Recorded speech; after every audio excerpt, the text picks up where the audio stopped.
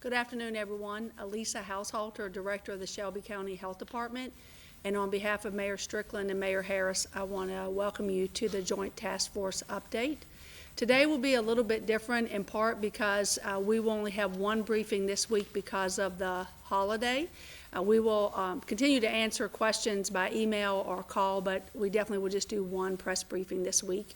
And then we have some guests with us today. And I'm going to give very brief updates on the data.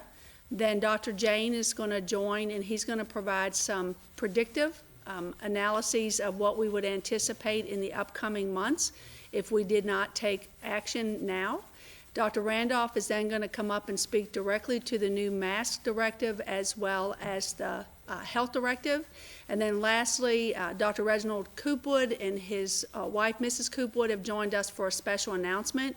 We will then open it up for questions, and we may go a little bit longer today just to make sure there's ample time for all of the guests to speak today. So as of this morning, we have 62,334 cases. That's an increase of 802. We continue to have a positivity rate greater than 12. And while our reproductive rate has decreased slightly, it's still above 1, and it's at 1.03. And the reason that's important, as we have said throughout the pandemic, we really want our positivity rate well below 10%, and once we get below 10%, we want to aim for less than 5%. But we also want a reproductive rate less than 1. And as we look at the future, what we know is that we will grow exponentially if we don't get that number down below 1. I want to highlight a few of the indicators or tripwires that you're used to hearing about, and then go over some other of the gating criteria. So at the current time, our 7-day average of new cases per day is 786 per day. That well exceeds our tripwire of 450. And then for our 14-day case average, we're running 754 cases per day. But the one piece of data that I wanted to share that I think is important is that we have continued to look at what the cases would look like 10 days out, 20 days out, or 30 days out.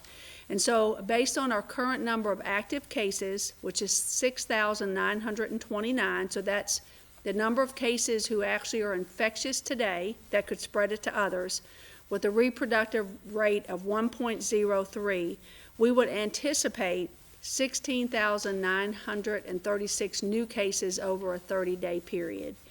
And so at the current time, we do know that we are in a surge. We are not at the top of that surge, and so it's important that we take action really at the individual level, within organizations and community-wide to try to blunt the epi curve as we see it now so that we can reduce the impact into January and February. There is light at the end of the tunnel because we know vaccine is here. It's already arrived at many of our healthcare systems. The health department will receive vaccine this week. And so as we continue to vaccinate well into the beginning of next year, if we can blunt the curve prior to January and February, we're going to make a significant difference for our community. So it is important that we take appropriate action. And I know it's going to be challenging for many of us, but I fundamentally believe that together we can get through this. So I'm going to turn it over to Dr. Jane. He's going to talk specifically about mortality or deaths, and then Dr. Randolph, and then Dr. Coopwood.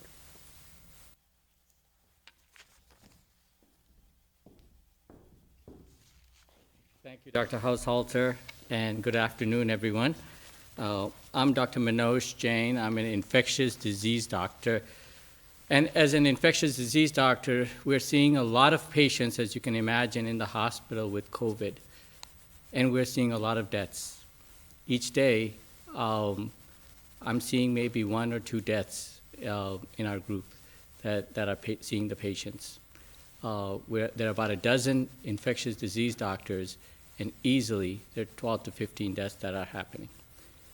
What I wanted to do this afternoon was to show some epidemiological projectional modeling data. And so if I can have the slide sets, what I want to do is to share with you what Dr. Fritjof Thomas, who's at the University of Tennessee Health Sciences Center, and I have put together in terms of the projections of potential deaths over the next 2 months. And next slide. So what we did was the following. We looked at how many deaths may occur in Shelby County in the next 2 months from December 18th to February 18th. And we took one of the worst hit regions in the country, North Dakota, and we said if that happened to us, what would it be like? We applied the Shelby County's mortality rate of 1.35, which in fact is better than the mortality rate nationally, which is about 1.8. And then we took a curve of that for the next 2 months and assumed also best case scenarios and also the worst case scenarios. So next slide. Now, for a moment, if you would bear with me with a lot of epidemiological data, what you see in the light blue is what North Dakota went through over the past 2 months. And in the dark is what Shelby County has gone through up to that red dotted line. So you can see that we are on a trajectory quite similar to other parts of the country. We may be a few months behind. So when we apply that trajectory, what happens to the number of cases? It grows astronomically high. It does come down, but you can see it go high. With those increase in cases, what we see is increase in deaths. And if we go to the next slide, what we see in the dark blue here, or purple, dark purple, is the number of cases up to the 802 deaths we have had so far. If the number of cases continue at the rate that they're going, we could have an additional 1,000 deaths within 2 months. So that is what the modeling is showing. Next slide.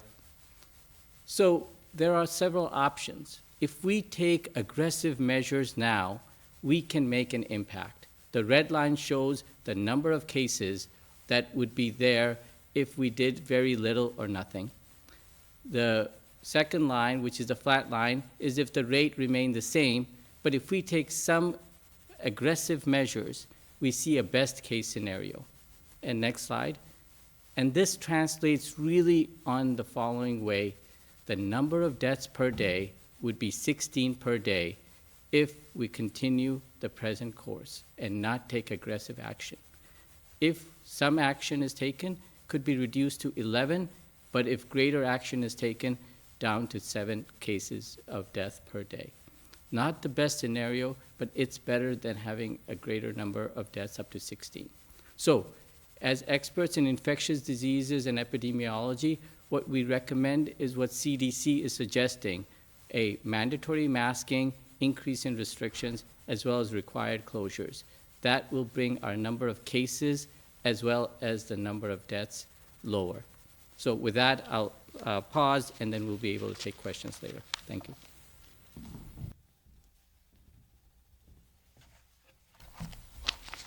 Thank you, Dr. Jain. Greetings, fellow citizens of Shelby County. I'm Bruce Randolph, the health officer for Shelby County. I just want to highlight a few things. As you well know, we issued a Safer at Home Health Directive number 16 on yesterday. And we issued it in a lot in response to the information that Dr. Jain has shared. The ultimate goal is to decrease deaths. And the way that we decrease deaths is to decrease cases. Because we know from our data to this point that 1.5% of the cases will end up in death. So in order to decrease the death, we must decrease the cases. And how do we do that? We do that by adhering to the safety measures outlined in the health directive. We believe that if we really commit ourselves to a safer at home practice over the next 4 weeks, that we can really lower the number of cases and subsequently the number of deaths. We believe that if we can just taper that curve so we don't continue to have the escalating increase in numbers, that would really help us. And it would help our healthcare system and not overrun it. So in this Safer at Home health order and the directive number 16, some of the highlights.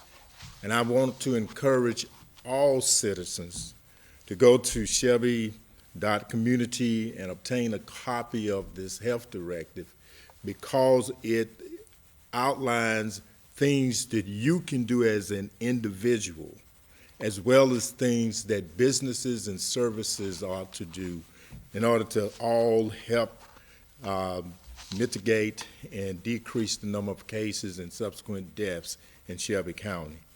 So this directive does a couple of things. One, encouraging people as much as possible to try to stay home. It's the holiday season.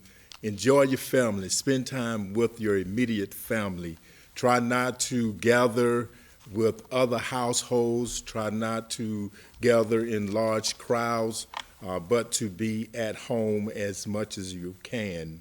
We are reducing the capacity for retail stores to 50%, indoor dining capacity to 25%, and we want to just say here that our position is that we believe that on-site dining is a high-risk activity. However, if you choose to do so safely by wearing your mask all the time until food is brought to your table and you're actually eating, dining. Also, maintaining 6 feet separation is very important. We're also reducing the gym and fitness centers' capacity to 50%. We're asking that social activities related to entertainment and recreation be curtailed, and especially activities like receptions and parties and other events, that those be curtailed and no longer open during this 4 weeks. The health directive also encourages employers, if possible, have your employees work at home or in some other remote location in order to sort of stagger and spread out your workers so they don't come in contact with others who could potentially be infected with the virus. Those businesses who are engaged in curbside services, takeout, shipment, delivery, we encourage you to continue to do that. And in this health directive, and this is why I want everyone to get a copy, is because there are businesses that are outlined in it that are allowed to open, but there are also some special requirements that these businesses will be expected to adhere to and follow. So I won't belabor any longer. We're going to ask Dr. and Mrs. Coopwood to come forth, and after they finish, then we will open up for questions and address any specific concerns you may have.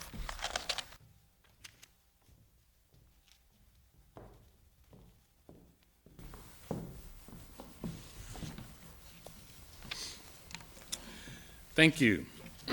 I'm Dr. Reginald Coopwood, President and CEO of Regional One Health, and this is my wife, Erica Coopwood. These are unprecedented times. Speaking for the CEOs of the hospital systems across our region, I can say unequivocally that there has never been in our collective experience anything like COVID-19 pandemic. The rate and intensity of this pandemic is having a dramatic impact on our hospital systems and healthcare professionals.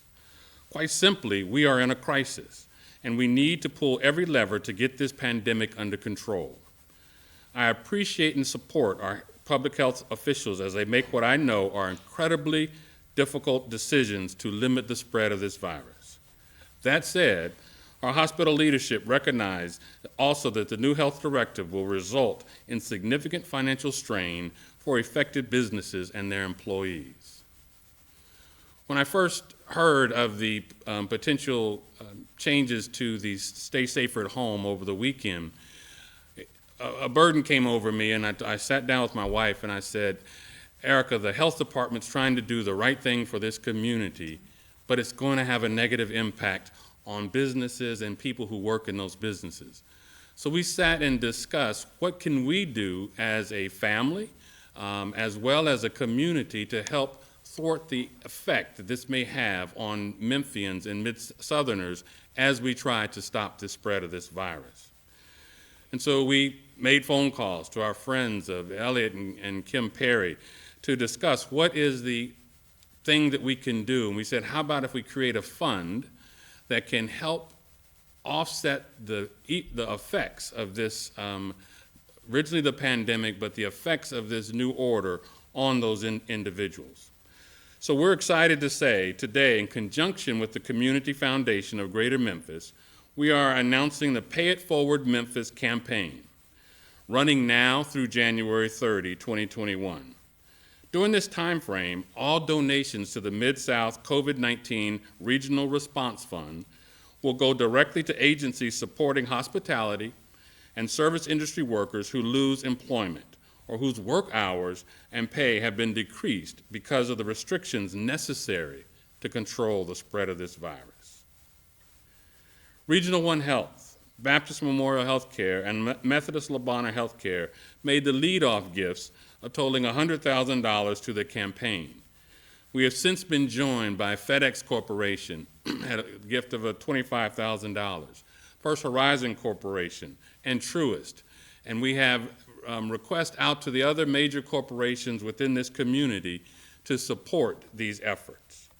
In conversations with Mayor Lee Harris, he has stated that he would like to do a challenge gift. When we reach $750,000, he will, at a minimum, put in from the county another $50,000 to this effort.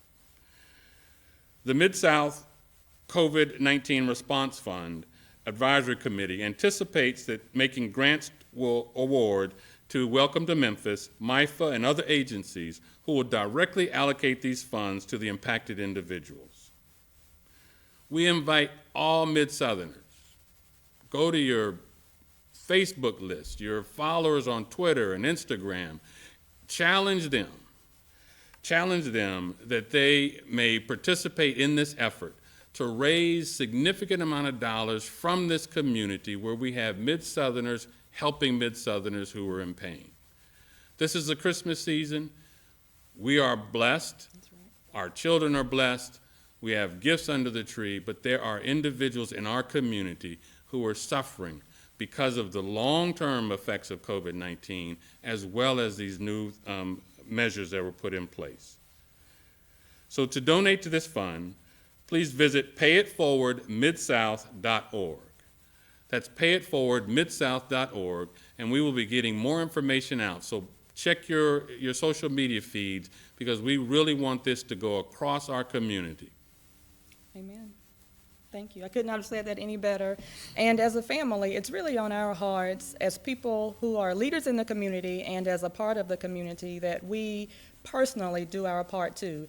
Normally, my left hand, my right hand don't know each other, but today they will, because it will go for the glory of Him. And for you all to just set the example of giving.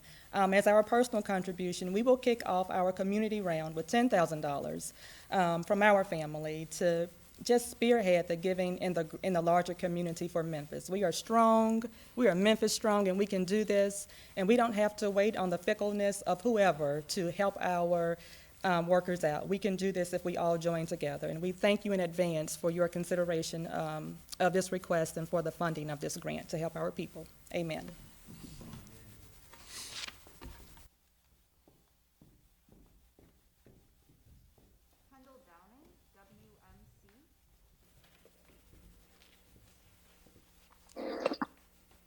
Hey, good morning, or good afternoon, everyone. First question is for Dr. Haushalter around the vaccines. I know you mentioned this week. Do you have a better timeline for us on the Moderna vaccine, and when will shots be going into arms for first responders, and how will that work? And then I have a follow-up. Thank you. Yeah, good afternoon. So we will receive our vaccine this week. We had hoped we might receive it yesterday, but we hadn't received it yesterday. And we anticipate beginning our rounds of administration on Monday, the 28th, barring no unforeseen circumstances. Is that going to be, is it still you all will set up sites and people will come through? Is that how that's going to work? Just remind me of that, and then I'll follow. Yeah, so there will be initially 2 closed pods. That means they'll only be open to those who fit in the category 1A1. And those individuals will know where they can go get the vaccine. We will likely also do some outreach initially. So an example is with first responders, but particularly EMT and paramedic personnel. They have the ability to give injections as well. So we may partner with the fire department so that we can take some vaccine on site and get assistance from their staff and administration. So we're still working out the details of that. We want to make sure that first responders have access to the vaccine, but we have limited impact on their ability to carry out the services that they do each and every day. Thank you. And then follow up, I was wondering if you could convey to people the seriousness of the situation with respect to our hospitals as we look forward for the next month. And, you know, the fact that hospitals are strained now, and we're going to be heading into a time where people are undoubtedly going to gather, even against requests to do so, and entering from a higher baseline. You know, just walk me through what the situation looks like for our hospitals in January. Thank you. Thank you for the question. So we have said before, all systems are strained at this point just because of the sheer number of cases. Our local health care systems are doing everything that they can within their power to serve this community, and that means staffing up, implementing their surge plans and so on, but there does become a point where there's limited capacity. And so it's important that we recognize that not only are we going to have an increased number of cases, we will also have increased deaths, as Dr. Jane pointed out. We will have increased hospitalizations, and that's going to have significant impact on our systems. And it's not limited to access for individuals who have COVID. We still have all the other health problems that happen every day. People have heart attacks, strokes, and so on, and we want to make sure that they're able to access treatment. And the more that we can reduce community transmission, the more we can reduce the burden on our systems, including our healthcare systems. I want to also remind people that there are early treatments available, particularly with the monoclonal antibody treatment as well as remdesivir. So it's important, if you have early signs of COVID and you've tested positive, to work directly with your healthcare provider to see if you can access, one, if you're eligible for, but secondly, if you can access some of those earlier treatments. That will also reduce the number of people who are hospitalized. Thank you. Dominique Dillon, Fox 13. Good afternoon. With the seriousness of everything going on, why are we waiting for the safer at home order to go into effect Saturday? Is it to give businesses time to adjust? So you answered the question, yes. Every health directive that we've issued, with the exception of the initial mask mandate, we generally have given 2 to 3 days for businesses to be able to plan and adjust. That's particularly important for industries such as the restaurant industry, where they purchase food and may do that for a week at a time or several days at a time. So we want to make sure that they have sufficient opportunity to plan for inventory and make adjustments within their practices within those particular businesses. And then one more question. This morning during the city council meeting, you talked about how a business had people meet at a secret location and then bus them to another location. Can you offer more information on that, whether or not they're being fined? Can you say what business it is? So I'm not going to name the business, it's not necessary here. All of our closures are listed, so I will tell you that the 2 businesses that were involved were closed. They were not fined because we, at that time, the health department, were not able to cite. Yesterday, the county commission did pass an ordinance that allows us to issue a $50 citation per violation to a business owner. So in the future, that'll be an option. But in the interim, those 2 businesses were closed. Michaela Watts, Commercial Appeal. Yes, good afternoon. I have a couple of questions, and the first one pertains to staffing. I am seeking just kind of a general update. We know that public health officials have been encouraging people to volunteer with the Medical Corps Reserve. Is there any update on these efforts? Are they yielding any additional staffers? So the state of Tennessee has had a Medical Reserve Corps for a long time, and we have generally had good amount of volunteers within the Medical Reserve Corps, but the more recent calls requesting people to volunteer has yielded several hundred new volunteers that can be called upon.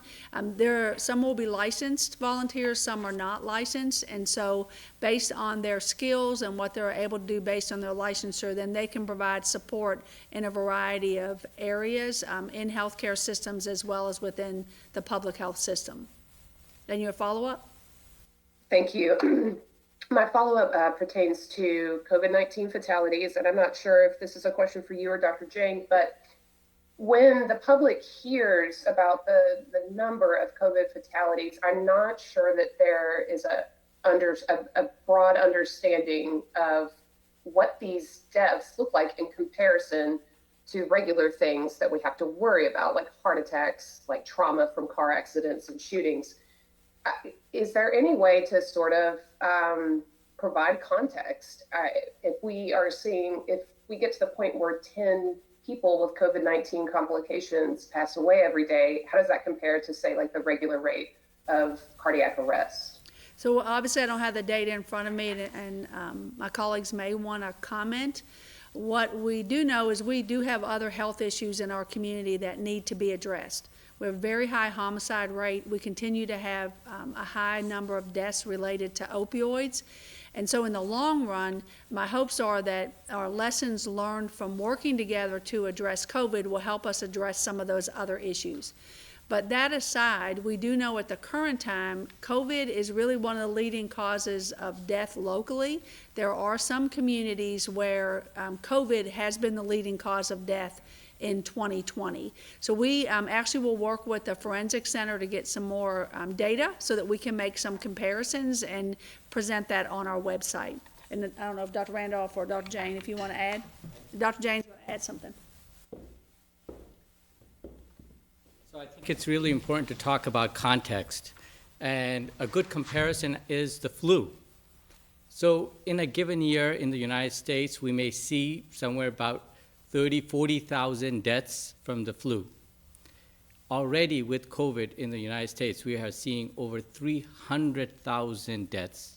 So just for comparison, what we can say compared to the flu, the COVID infection is 5 to 7 times greater, is having 5 to 7 times greater mortality than we had seen with the flu.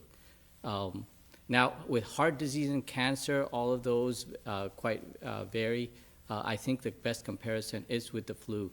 And when we started things off back in February, March of this year, this was unimaginable to have a virus that would kill so many people.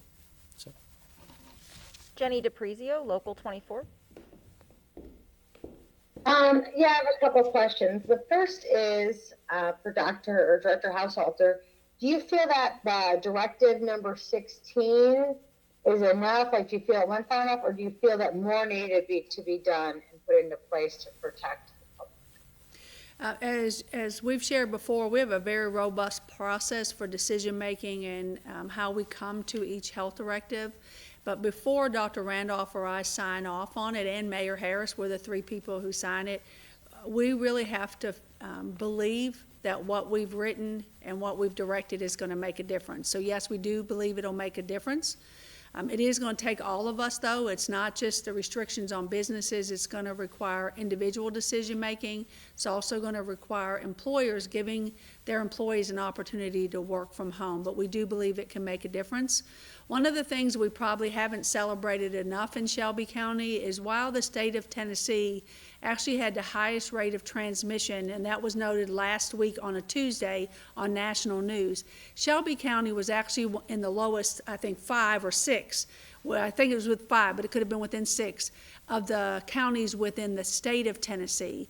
And what that says to all of us who've been working on this since March of earlier this year in March is that what we've done to date has actually made a difference. Some people think that it has not, but it actually has made a difference. We have received notes at the health department from the federal level that the actions taken here, however difficult they've been, have actually saved lives. So we do believe these actions will add to what we've already done as a community, and that we will reduce deaths and illness over time. Okay, and then as a follow-up, have you seen any change in the demographics of the people who are testing positive for COVID? For example, are you seeing more non-African Americans testing positive on your when the daily results come in? Are they looking different than they did 6 months ago? Are there more younger people or more older people? Are just those who are testing positive? Is the daily counts looking any different than 6 months ago? So what's different than 6 months ago is that we actually have much more testing available. That's, again, one of the strengths of Shelby County. We have had testing available from the very beginning, but we also have been able to expand testing to those who are asymptomatic. So as a result of that and all of the open testing sites, so people are really being encouraged right now to know their status and get tested. People are getting tested. So we have a more accurate picture of the number of people and the demographics of the people who are tested that were asymptomatic. So in general, what we see is people under 45 are those that are more likely to be positive and also more likely to be out and about in the community during their infectious period.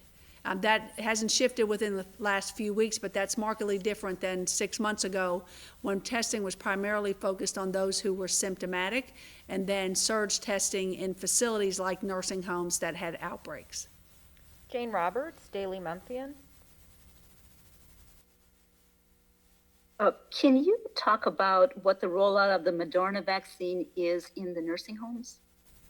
So the health department has responsibility to work with the nursing homes and assure testing within those nursing homes. So our staff will work directly with those facilities to make sure that they have vaccine available.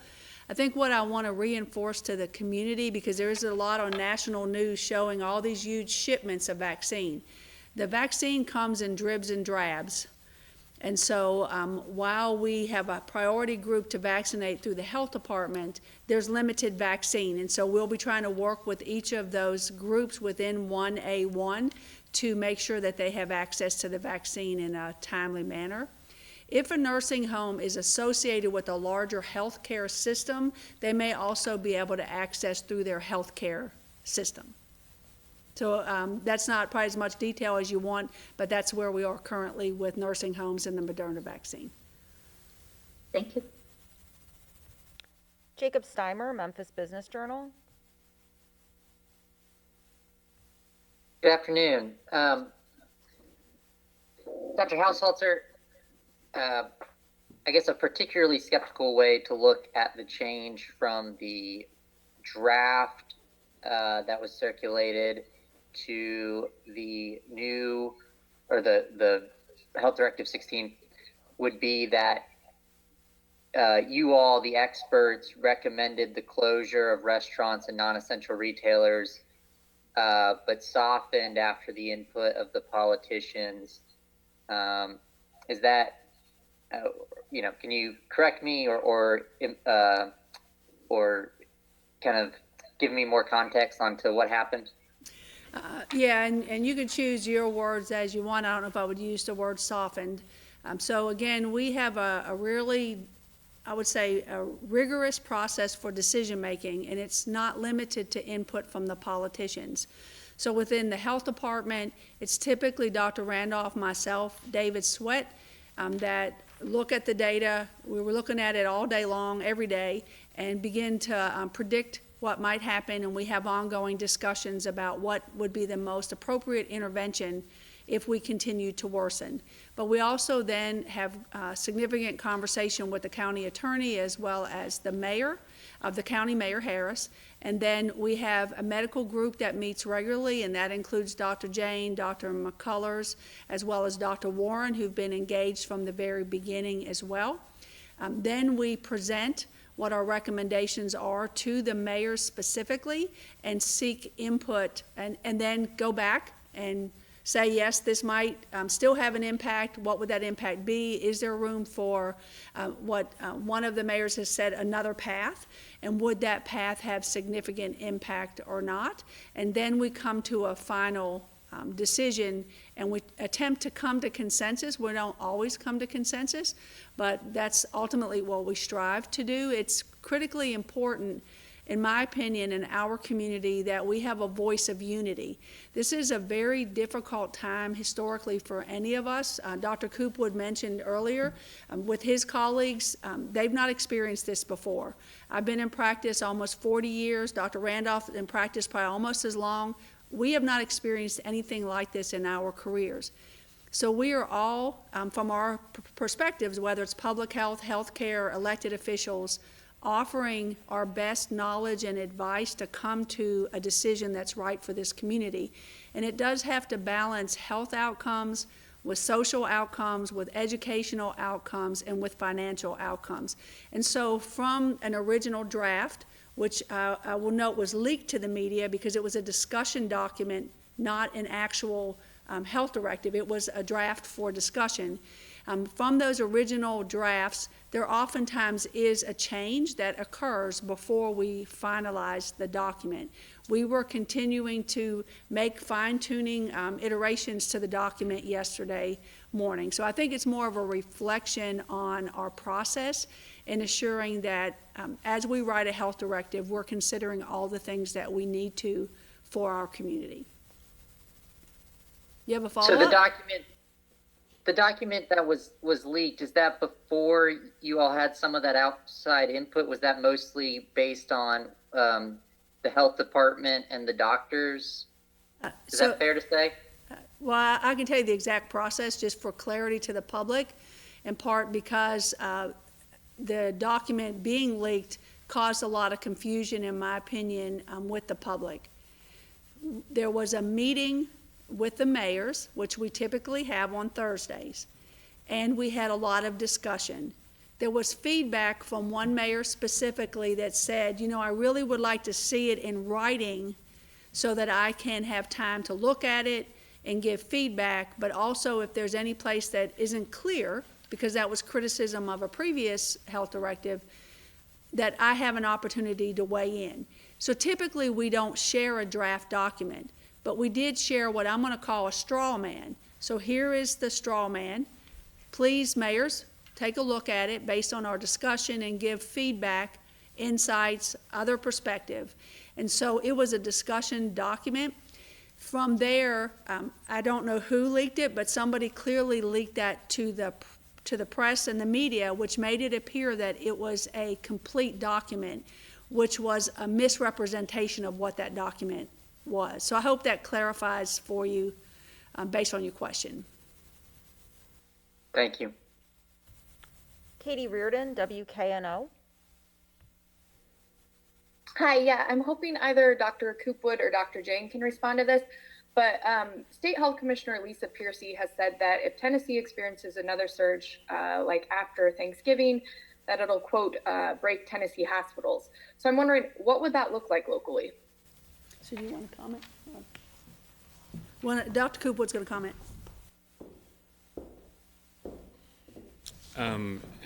Having never experienced it before, I can't give you a clear description of what it will look like, but we have seen videos in New York and other cities where patients are treated in the hallway Patients are treated in every available space where there's probably not adequate ventilators for those who need it, or people are sharing ventilators, as we saw in the New York crisis and earlier in the spring.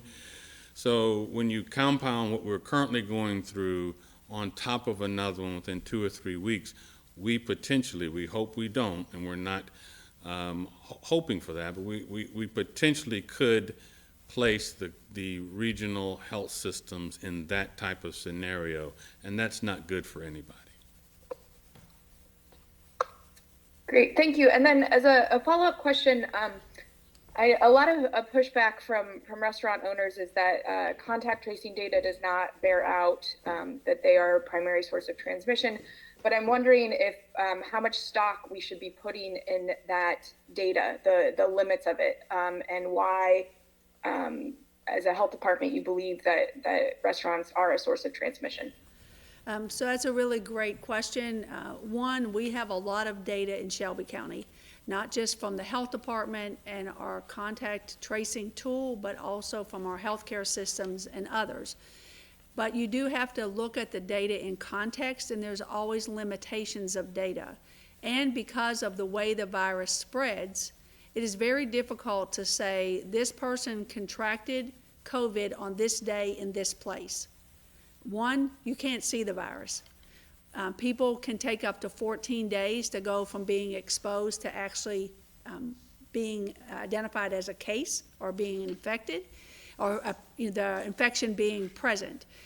So all of those really contribute to a lack of ability to pinpoint to one space. Now, there are times where there are outbreaks associated with the space, and we know that. But for the general public and public spaces, it's a little bit more difficult to do that, although, again, there have been outbreaks in facilities and we can pick those up. So we have to look at other proxy data. And what data we do have is, and this has been consistent since September, is that individuals who are infectious, so they pose a risk to others, continue to go about all their activities of daily living anywhere from 1 to 3 and sometimes 4 days, even when symptomatic, prior to isolating themselves or getting tested. Then when we look at, well, where are the places that you go, they continue to go to work. That's why we say, please allow your employees to work from home. They continue to engage in all types of social activities. That's a broad category, and that could be anything from meeting a friend at a restaurant for a drink after work, to having lunch with colleagues at work, going off-site and taking your mask off, all the way up to going to a movie theater. Then the next category has been restaurants, and specifically people continue to dine out, even when they are infectious to others and potentially when they're symptomatic. So they do that. The other thing that we look at is for the exposure period, what types of activities did individuals engage in during the period that they contracted COVID? And what we see there is something very similar. People continue to go to work. People have been in social settings, including restaurants and other facilities. So we have all of that data. But in addition to that, in public health and as epidemiologists and those of us who look at infectious diseases, we have to look at the interaction of 3 key things. The actual virus, and in this case COVID, how does it spread?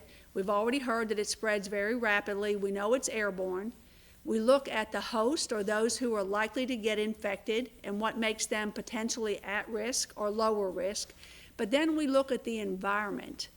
And what we know is closed spaces, and depending on the airflow, particularly if there's lower airflow, and if people are not masking, there's a higher likelihood of transmission. So one of the comparisons that keeps getting made by the industry that's not I would say an apples to apples comparison, you can't compare a small restaurant to a big box store. Small restaurant is a small space, it's enclosed. People generally there 90 minutes to 2 hours to eat, and for a portion of that time, they are going to take their mask off. In addition, they have ongoing contact with the same server or maybe multiple servers at the table. But then at the table 6 foot away, there may be another family or group that's there for 2 hours. So when you add all those things together, it's a very high-risk environment for transmission. If you go to a big box store, an example here might be a grocery store, and you go into that store by yourself with a cart, you're going to pass people quickly, but other than when you're standing in line and you are social distancing, you're actually not around other people for an extended period of time. There's also much bigger airspace and the turnover of air. So we do know they're high risk for transmission. That's been proven across the United States, and so we have to use that evidence to inform our decisions locally. It looks like we've gotten to every reporter who had a question. Are there any closing messages? I actually was going to ask Dr. Coopwood and Ms. Coopwood if you want to come back up and do the closing statement and a last call for.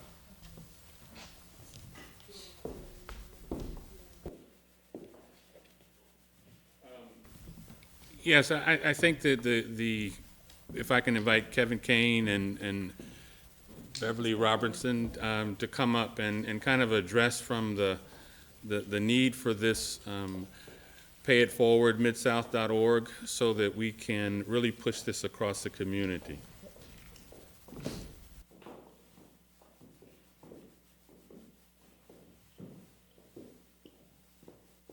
Good afternoon. It is a special privilege for me to be here today, especially when you consider how important this initiative is.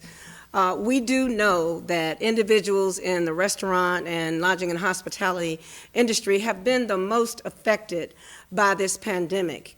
And given that, we also realize that small businesses like ma and pa restaurants hire employees that work for them, and those restaurants are also hurting and struggling. I think it is a treasure to have people like Dr. and Mrs. Coopwood, Mr. Perry and his wife and family, and others who are that concerned about what happens in this community. So much so that they are not just talking about it, they are acting upon it. And I appreciate that, and I want to let you know that we are engaging the business community in this effort as well, the broader business community. Dr. Coopwood already talked about several businesses that are contributing. We love that fund to go from $1 million. I know it's not quite there yet, but it's coming.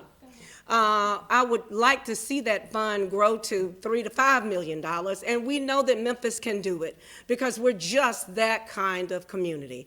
So I want to thank you all personally and you personally for your commitment and the commitment of the medical industry in getting together to really be the catalyst to raise this kind of money to support those who are really struggling and hurting. And I call Kevin Kane up, my friend in the industry. He knows a lot more about what's happening in the industry, and I'd like to certainly yield my time to Kevin Kane. Thank you, Beverly. On behalf of an industry that represents over 50,000 employees in Shelby County, I just want to extend my thank you to Dr. Coopwood and his wife for having this vision to help support a Pay It Forward campaign for hospitality workers. I will tell you nationally, 1 out of 6 restaurants are closed that will never reopen. That's 17% across the country. Those numbers are not that severe in Shelby County, thank goodness. And a lot of it is because that the Shelby County Health Department has worked with us to try to keep restaurants open to some capacity as long as possible as they possibly can. But I will tell you that restaurants are hurting, hotels are hurting, museums are hurting, attractions are hurting, festivals are hurting. This industry is hurting. And we know that we're months away, unfortunately, before the 2 words that are the scourge of the hospitality industry, and that is social distancing. Until those 2 words are relaxed, our industry will be handicapped in some form or fashion. But we all realize that we're months away from that, especially as we're going through the surge that we're in right now. So I'm encouraging all Memphians to, 1, wear your mask, wash your hands, and follow the orders. And number 2, support the Pay It Forward, midsouth.org campaign, because you are helping your fellow citizens with anything you can contribute to this fund. Thank you. Thanks, everyone. Have a safe holiday, and we will see you back here next Tuesday.